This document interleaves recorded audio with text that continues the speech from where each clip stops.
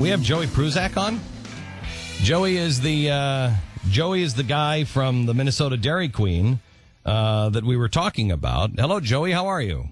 I'm doing good. How are you? I'm very good. I'm just so glad to talk to you. And we were just talking about you here just a few minutes ago about how you are remarkable on what you did. It's sad that you're remarkable, but true. Yeah, I agree with you on that. I didn't expect any of this to come from something that little in reality.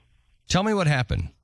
Well, I've worked here since I was 14 years old. I'm 19 now, so you get to know customers pretty well through that amount of time. And a gentleman came in who I had recognized from coming in a few times before, and he approached the counter like he always does, and he has like a walking stick, kind of figure out like what's in front of him and whatnot. Mm-hmm.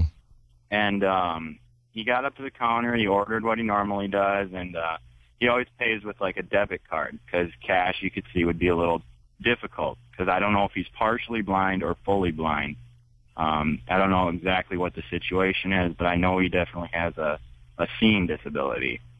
But so he had to pull out his debit card from his pocket, and when he did that, he pulled out some cash with it, and he held on to that until I handed his card back, and when he went to put everything back into his front pocket, $20 bill happened to fall on the ground.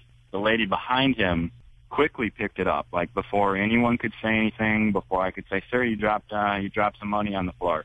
She picked it up and she held it, and I figured, oh, she's going to give it back. When in reality, she ended up standing there until the guy walked by, and then she stuck it in her purse. And I froze up.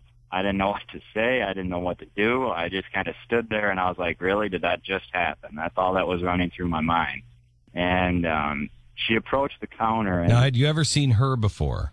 I don't believe so, but then again, there's people who come in spaced out in time where maybe they have been here before, but she definitely wasn't someone that I recognized. And this was right during our lunch rush, so who knows if she was just coming to get a quick bite to eat from being at work or what the situation was for her. But she picked up the money and put it in her purse, and she approached the counter, and I told her, "Ma'am, can you please return that $20 to the gentleman sitting right over at the dining area?" And our dining area is just one little bench area with a table that's about 8 feet from our serving window. We're a real small Dairy Queen, so the gentleman heard me say that, and he kind of turned and started listening in. And she goes, "Oh, it's mine. I just dropped it, and I decided to," or she said, "It's mine. I dropped it. I decided to pick it up, I guess, at the wrong time," she said, something along the lines I decided to pick it up at the wrong time. Yeah, right? And I actually kind of laughed. I was like, really? Like, okay. I go, "All right, ma'am, I'm going to ask you one more time. Can you please return it to the gentleman that's sitting over there? Or otherwise, I'm going to ask you to leave because I'm not going to serve someone as disrespectful as you." Because I straight up saw the guy drop the money. I knew it wasn't hers. And the look on her face when I said that, she was kind of like, "What?" I'm like, "Oh, my God. Like, you think I'm that dumb?" But it went back and forth between me and her telling me it's hers, and I was sitting there saying, "You're a liar," basically. And I go, "Last time, please return it to the man, or please leave the store." She goes, "It's mine." I go, "Please leave the store." And she made a huge scene then, and she stormed out of the store. And there was 3 or 4 other people in line. I finished serving them, and then there was a little break, so I went up front, and the gentleman was still sitting there. And I've been saying I didn't feel obligated to give him $20. Yeah. I just felt like it was the right thing to do because he got screwed over, frankly, and I didn't feel like that was right. Did anybody else in the store that had seen this happen, did anybody else come to your defense, like, "Look, lady, we saw it," or did they just stand there? People were kind of making like gestures and like noises, like when she'd like say, "It's mine," people would kind of be like, "Yeah, like really?" Like people were making gestures and noises, but she was so focused on talking to me and me only And she asked at one point in time, "Is your manager there?" And I go, "I am the manager." And she didn't like that. Then that's when the conversation kind of made a turn for the worse. Well, I will tell you, you know, in time you could be running all of Dairy Queen or whatever else it is that you would want to do.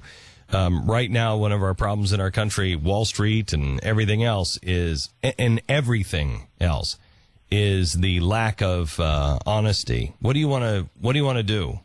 What's your plan for life? I want to own my own business of some kind. I've always been interested in the business aspect of the Dairy Queen that I work at, and the owners really worked with me on teaching me the things of business.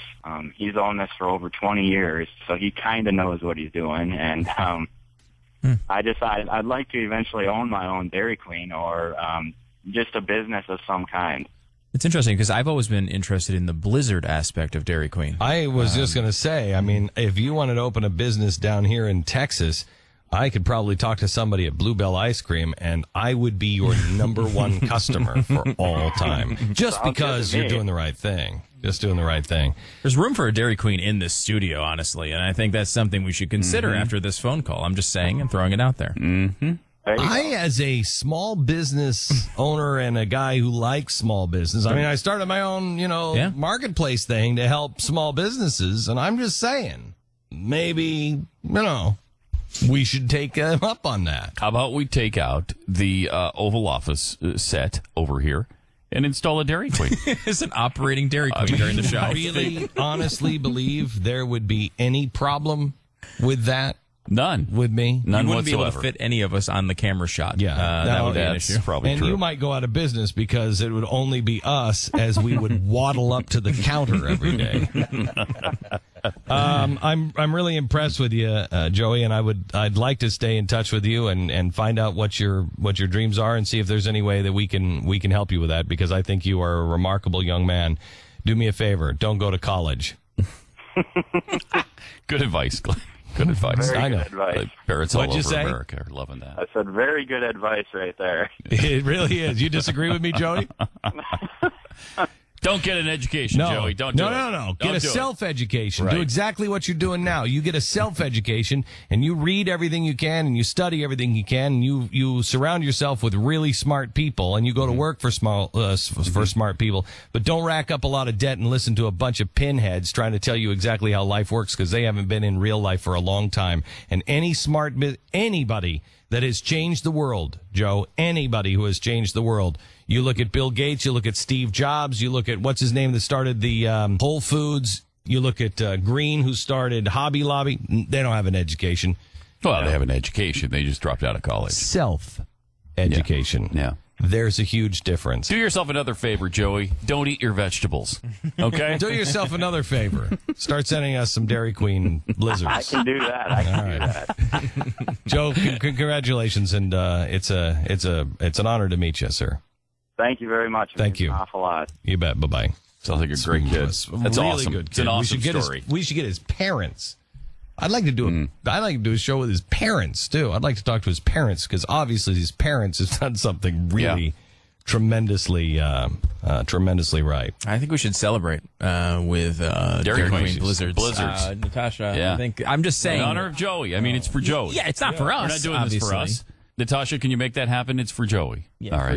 We do a lot of things here for the people. And this would be, I would say, one of the biggest sacrifices. Not one for the people. It would be tough, but it's not for Joey. Not one for the people. Well, it's not for all the people. It's for Joey. This isn't That just has in nothing honor to do of with him. Joey. He won't. No, it's for Joey. We're going to have blizzards for Joey. I had started a little deal with Joey's kids. It's for Joey's kids. That's who are Joey's kids? What are you even talking about? It's for his future kids. Right. For Joey. You eating a blizzard now would be for his children. Just in the case he future. starts that Dairy Queen franchise sometime. Right. I mean, Right? it's going to be promotion for his Dairy Queen, which Exactly will help right. his children in the future. Children, future Dairy Queen. It's a triangle. See how that works? Don't think beautiful. any of Right in this. the center of that Don't think triangle any right now. of This Beautiful. works. I still live in a Dairy Queen. Pat's mocking me now by saying I lived in a Dairy Queen once. I still live in a Dairy Queen.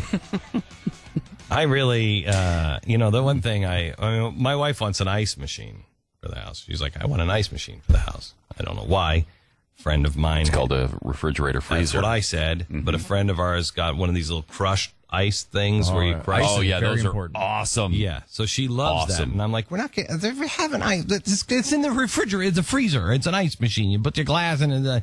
I want an ice machine. I said, if you get an ice machine, I want a soft serve. I want a Dairy Queen soft serve machine. Seriously, Right. that's a good wife that's a needs good an trade. ice That's a machine. good change. So Good all of a trade sudden, right she there. stopped talking about the ice. I think your Did wife she? needs an ice machine. Yeah, I think I'd push I for think the she ice machine. does. Yes. I think she does. does. I want One way to deal with this and have a nice little, compromise would be she gets her ice machine at home, and then you get a soft serve machine here at the office. Yes. So that you wouldn't have, it wouldn't be in her way, and you'd still be able to enjoy it along with some of your good friends. And what about a ribeye steak bar? Why don't we? What are those? We need a ribeye steak bar. I think there's here. one back there. if some other hosts would carry their own weight, which is harder and harder every day, Especially with the ribeye maybe steak we could- bar. We might be able to afford some of these things, Yes. but No. they're just kind of feasting off of me. So That's not much of a feast if we're feasting off of you. no, it's not. Oh, come on! You know that I'd be tasty. I'd be tasty. Ick. No, I would be. There's so much marbling in me. That's true. That's I true. would There's taste a like lot a of marbling. combination of beef and Tootsie Rolls. So it's like caramel flavored beef. It would not be. There'd not be any lean bison in there at all. There'd be nothing. There'd be nothing. Nothing at all Nope. like that.